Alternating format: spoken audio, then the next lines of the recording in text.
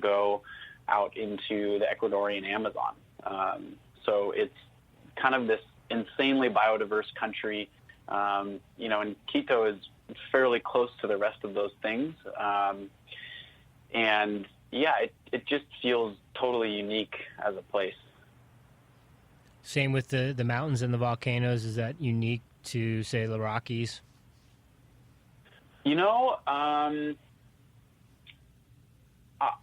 At least to me, the landscape looks quite a bit different. When you're out in the Rockies, I think there's just such different flora and fauna. You're not going to go see birch trees and wildflowers out in the Andes. It's kind of different high grasses and very cool sort of like spongy grasses that you're walking on, and then a lot of volcanic activity in the region. So, yeah, it feels very different than the Rockies.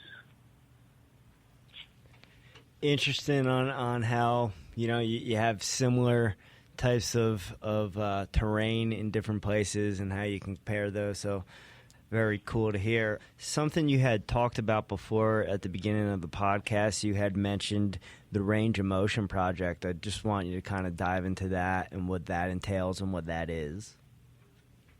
Yeah, so the Range of Motion project was founded by our co-founder, Greg's brother, Dave. And Dave is a below-the-knee amputee. He was born missing his lower leg. And he created the organization with the idea that people are not limited by their missing limb, but by a missing prosthetic device. And most people living in, developing countries do not have access to prosthetic care.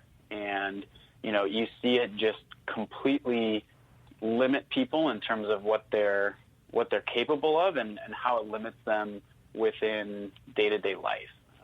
So what they do is provide free prosthetic devices and free prosthetic care and rehabilitation to those in need in countries like Ecuador, Guatemala.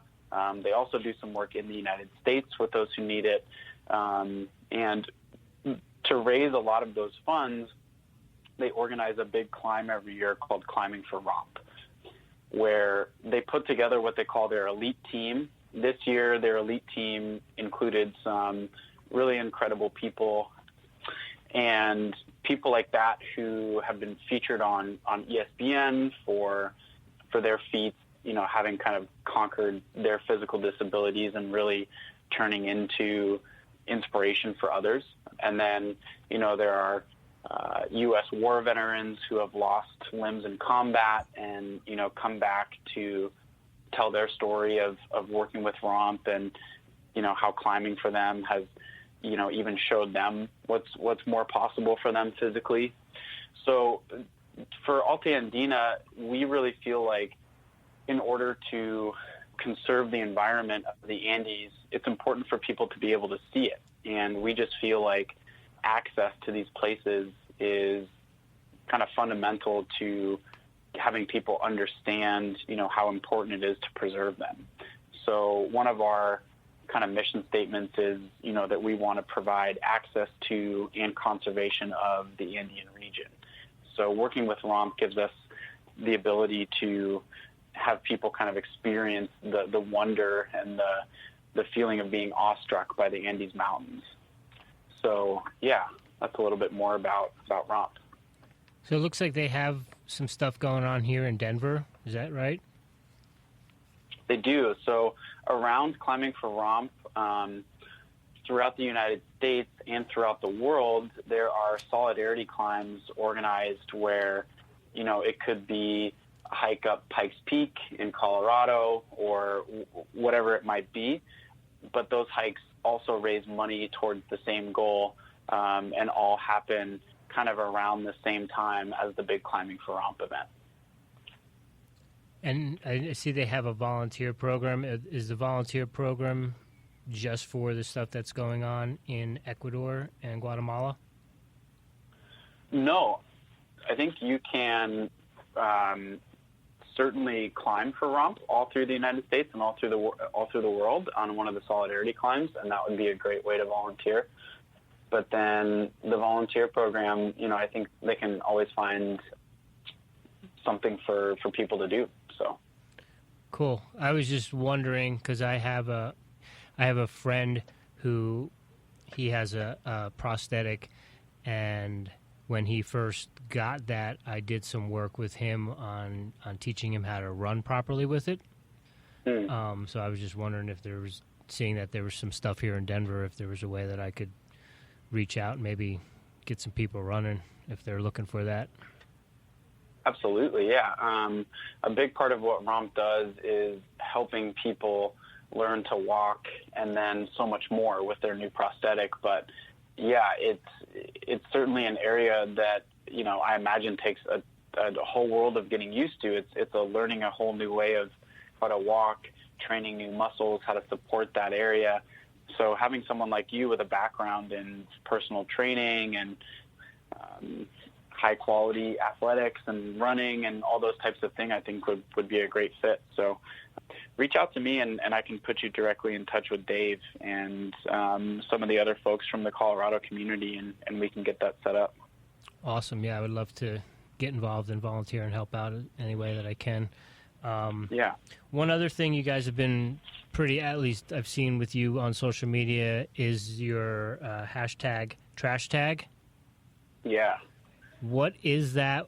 How do people get involved? I know I see you guys cleaning up stuff, and I was just in Michigan at a 100-mile race, and my pack, every time I saw something on the ground, whether it was a gel packet or someone else's nutrition or whatever, I was just picking stuff up and filling my pockets with people's garbage. And I wanted to, because it was right after I had saw one of your posts, I wanted to take a picture, but in the moment and everything, you're just like throwing things out and putting things in garbage cans and giving people your garbage. But I collected so much stuff out on the trail that day, and I was definitely thinking of you when I was doing all that stuff. So talk about that and let people know how they can get involved, what they can do on social media and whatnot.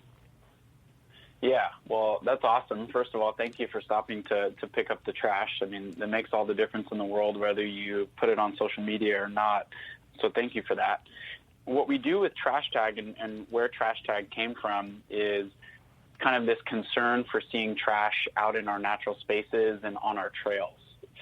Alta Andina, when we would go hiking together, would always play the trash game before we had heard of Trash Tag. And coming down from a hike, we would pull out a bag and start picking up little pieces of litter, assigning arbitrary points, and, even running to the same piece of litter to see who could pick it up first and kind of making like a little competitive game out of it. And we then started posting about that on our website and looking into it a bit further, encouraging people to just send us photos of them on the trail doing the same thing. And then I started seeing posts for Trash Tag all over the place and dug into it a little bit and actually got to interview Stephen Reinhold, who came up with the hashtag and really has been a force behind that movement. So this year, Trash Tag and World Cleanup Day collaborated to get people to go out on a specific day, do a hike, or go out into a park and clean up trash that they felt shouldn't have been there. So Trash Tag just refers to being out anywhere, even on a walk with the dog, and seeing trash that doesn't belong and just putting it in a bag and picking it up. Part of the reason that we think it's so powerful is if you see someone doing that, it really reinforces the fact that you shouldn't just drop, like you said, your gel packet or your gum wrapper out on the trail because it's convenient for you. Put it in your backpack, bring it home. Anyone who's been out camping or backpacking is familiar with the pack in, pack out mentality, but whatever you bring with you, you should bring out with you. And it just kind of would pain us to be out in the beauty of nature and you see a Cliff Bar wrapper on the ground. And it's like, really, guys? That's your first instinct is just to toss it into this beautiful scenic area. So anyone who picks up a Trash Tag and sends Alta Andina their picture, whether that's on Instagram or tagging us on Facebook, sending a message to Alta Andina, any of those places, we will send a special 15% discount code just to encourage people to keep picking up trash when they see it. Well, we got plenty of trash here in Denver that we see on the daily, so the Airey Bros are going to be using that hashtag and hitting you guys up and getting everyone that 15% because there's plenty of trash here in Denver. And it was one of those things I never really noticed till we went to Leadville, and then you go on a trail and it's nice, and then all, like you were saying, you see a Cliff Bar wrap here. Like, come on, guys. In the city, it's a little bit different. I totally vibe it. I totally think it's awesome what you guys are doing. That said, one thing we like to ask our guests and just kind of see what we have a lot of high performers on the podcast and just see what people are doing. Do you have any daily practices that you do to up your game or give you peace of mind? Yeah, last time I think Rich and I had a good conversation about meditation, and I've kept up with that practice. So I do a lot of guided meditation, and I mix that in with, using guided meditation sometimes as kind of a way to center myself and then go into my own silent meditation. For me, it's really been one of the things that has just helped me be a better person and be happier with myself. And I feel like it helps through all areas of my life, professionally, socially, relationships, all of those things. And whether it's in the morning or at night or sometime through the middle of the day, there never really feels like there's a bad time. Lately, I've been kind of trying to bring a lot of that mentality into the craziness of social event or a work meeting or whatever it might be, something where I know there could be some stress or some anxiety, and take some of that breathing and kind of slowing down to take a few breaths, to think something through. Even if it isn't a formal meditation, it still is definitely a form of meditation. And just taking a few seconds to kind of calm yourself down and take a few breaths makes a really huge difference in terms of how you can feel in the moment in a situation. So it's really something I've been trying to take more from. Meditating really helps me unwind from the day before or prepare for the day ahead into how can I take that mentality into the moment and just try and be at my best. So, what guided meditation do you use? Do you have an app? There's a specific teacher. Her name is Tara Brach, Tarabrach. So she has free guided meditations on her website. I use her for a few reasons. I really like the way that she sort of incorporates the kind of body scan into each meditation. So starting with relaxing specific muscles around your eyes, specific muscles around your forehead, through your jaw and your neck, down through your shoulders, through the back, through the pelvis, through the hips. I can sort of let my mind be active and actively working on something as it's relaxing. And so that sort of body scan that she incorporates each time really helps. And then I also like a few of the other things she does. She refers to a lot of visualization exercises about inviting kind of love into your life, whether that be thinking about those that are close to you and kind of imagining just what it's like to be at your best with them at their best, or what it's like to imagine yourself at your best and really feel kind of the energy that you're giving off.